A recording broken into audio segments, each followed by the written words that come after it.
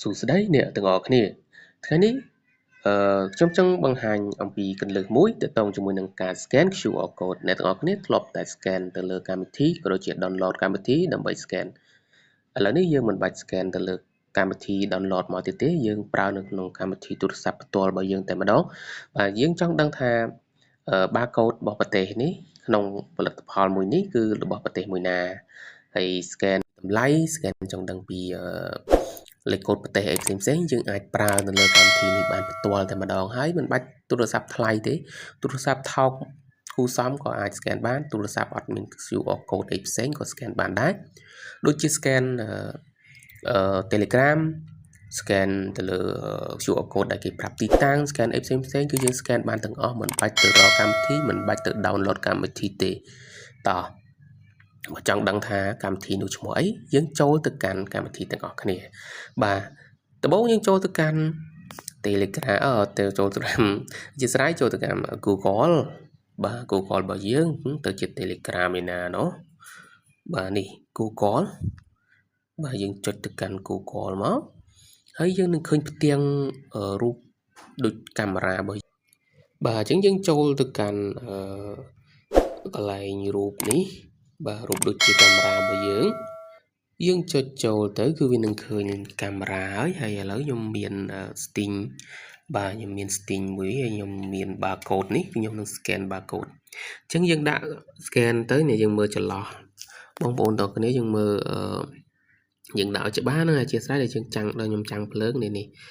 អាចគំនូសពណ៌ស4ជ្រុងនេះគឺយើងដាក់ធ្វើម៉េចឲ្យចំជាមួយនឹង barcode ក៏ដូចជា QR code ហើយយើងនឹងចុចនៅខាងក្រោមនេះចុចដើម្បី scan ណាអញ្ចឹងយើងចុចឥឡូវខ្ញុំដាក់ឲ្យច្បាស់បន្តិចបាទខ្ញុំលើកឡើងតិចកុំឲ្យវាចាំងពន្លឺ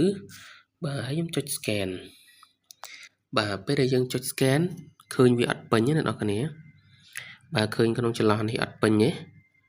បាទអត់ពេញទេអញ្ចឹងពេលដែលអត់ពេញគឺយើងយកដៃយើងចុចវាមកទាញវាមកនេះឃើញហ្នឹងនឹងពេញហើយអញ្ចឹងយើងអស់ឡើងលើអូខេអញ្ចឹងអ្នកទាំងអស់គ្នានឹងឃើញហើយ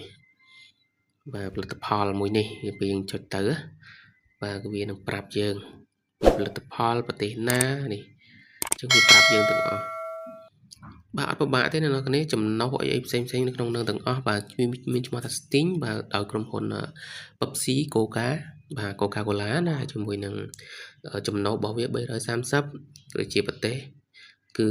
កម្ពុជារបស់យើងផ្ទាល់តែម្ដងបាទហើយវាមានប្រាប់វីតាមីនមានអីផ្សេងនៅក្នុងនឹងទាំងអស់អូខេអញ្ចឹងនេះយើងគុណ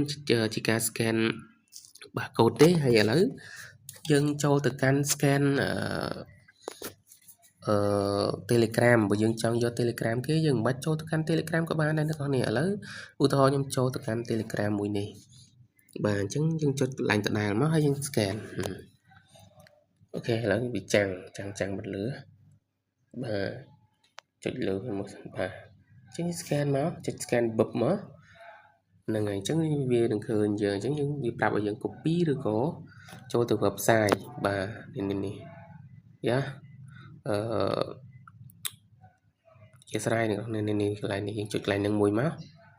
បាទចុចបឹបមកគឺវានឹងចូលទៅកាន់ Telegram Direct តែម្ដងបាទចូលទៅកាន់ Telegram Direct តែម្ដងបាទអញ្ចឹងបងប្អូនអរគ្នាដែលឆ្ងល់ក៏ដូចជាចង់ដឹងយូរហើយឥឡូវអាចមើលវីដេអូនេះបានបាទអរគុណដែលតាមដានវីដេអូពីដើមដល់ចប់បាទកុំភ្លេចចុច Subscribe និងចុចរូបកណ្ដឹងដើម្បីទទួលបានវីដេអូថ្មីបន្ថែមទៀតបាទអរគុណច្រើន